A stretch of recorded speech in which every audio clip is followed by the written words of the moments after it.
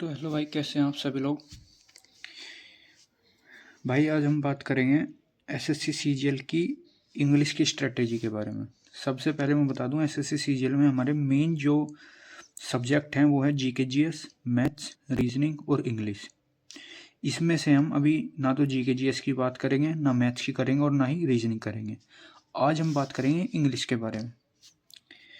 English की हम detail एक स्ट्रेटेजी जानेंगे जिससे हम फर्स्ट अटैम्प्ट पे अपना एग्ज़ाम क्लियर कर सकते हैं इंग्लिश का।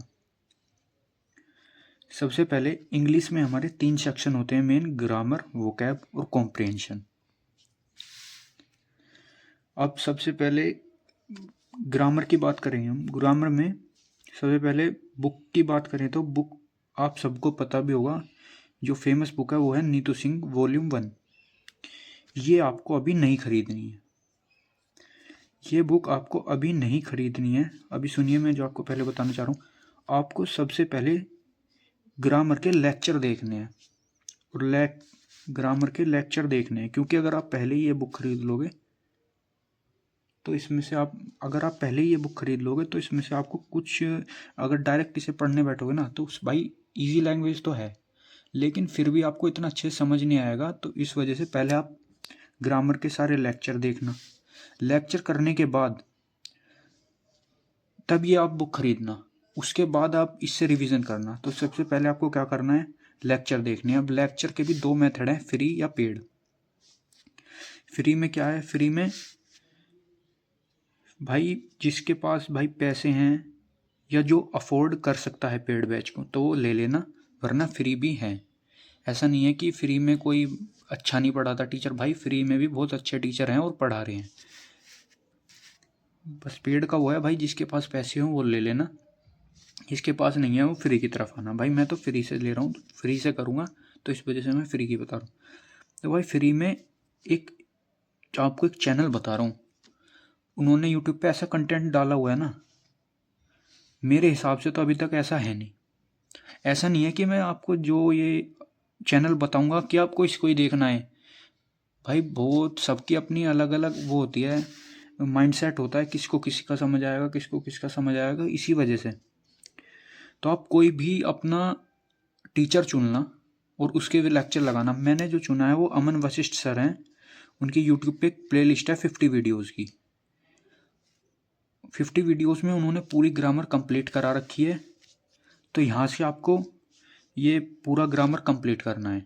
कंप्लीट करने के बाद फिर आपको ये बुक खरीदनी है, और इस बुक को खरीदने के बाद आपको चैप्टर वाइज क्या करना है, चैप्टर वाइज क्वेश्चन नहीं लगाने अभी पहले इस बुक के, क्योंकि वो लगेंगे ही नहीं। आप चाहे लेक्चर देख लेना या बुक को पढ़ लेना, आपसे डायरेक्ट नहीं लगेंगे भाई, बिल्कुल नहीं लग सकते, मुझे पता है ना। आपको नीतू सिंह की वॉल्यूम को जोन सा भी आपको चैप्टर करना है फिर रिवाइज, उस चैप्टर को नीतू सिंह वॉल्यूम 1 से रिवाइज करना। उसके बाद आपको यूट्यूब पे सर्च करना है, जो भी आपने चैप्टर वहाँ से रिवाइज करा उस चैप्टर के PYQ ऑन यूट्यूब। तो वहाँ पे टीचर्स जो हैं PYQ करवाते हैं चैप्टर वाइज, तो आपको वहाँ से वो लेक्चर देखना है, उस चैप्टर के PYQ करने हैं। उसके बाद आपको नीतू सिंह वॉल्यूम 1 में चैप्टर के बाद एक्सरसाइज दी हुई है, तब वो आपको एक्सरसाइज करनी है। क्योंकि अगर आप डायरेक्ट करोगे ना, आपको क्वेश्चन समझ नहीं आएगा कहाँ पे क्या एरर है, कैसे करना है। आप चाहे लेक्चर देख लेना, चाहे रिवीजन कर लेना, भाई समझ नहीं आएगा। इसी वजह से पहले आपको PYQ, इससे आपको एक समझ में आ जाएगा कि हाँ, कि हम क्वेश्चन को कैसे अंदाज़ा लगाना है, कि एरर कहाँ पे है, क्या है। तो एक आपको आइडिया मिल जाएगा। तो आप सबसे पहले यूट्यूब पे चैप्टर वाइज PYQ की इस हर चैप्टर की लेक्चर देख लेना। उसके बाद नीतू सिंह की जो वॉल्यूम 1 है उसकी एक्सरसाइज करना, ठीक है। तो ये तो हो गई हमारी ग्रामर की बात। अब आ जाते हैं वोकैब। वोकैब में भाई, वोकैब का भी आपको पता होगा। बुक की बात करूँ तो आपको लेनी है ब्लैक बुक, भाई इनफ है, इनफ है। एसएससी के या बैंक के किसी भी एग्जाम में अगर वोकैब आ रही है ना, तो ब्लैक बुक पढ़ लेना, इनफ है, इससे बाहर कुछ नहीं आएगा भाई। और ब्लैक बुक भी ऐसे ही नहीं पढ़ जाती भाई, इसकी भी एक स्ट्रेटेजी होती है। अगर इस बुक को आपने स्ट्रेटेजी वाइज कंप्लीट कर लिया ना, तो भाई क्लियर हो जाएगा। कोई नहीं रोक सकता आपको क्लियर करने से। तो सबसे पहले आपको क्या करना है, इसके भी आपको डेली टारगेट बनाने हैं। डेली टारगेट कैसे बनाने हैं, अभी जब तुम इसे इनिशियल डेज में स्टार्ट करोगे ना, तो इसके 30 OWS मतलब 1 वर्ड सब्सटीट्यूशन करने हैं, और 30 ईडियम्स, 30 साइनो और एंटो, साइनो एंटो का मतलब सिनोनिम्स और एंटोनिम्स, ठीक है।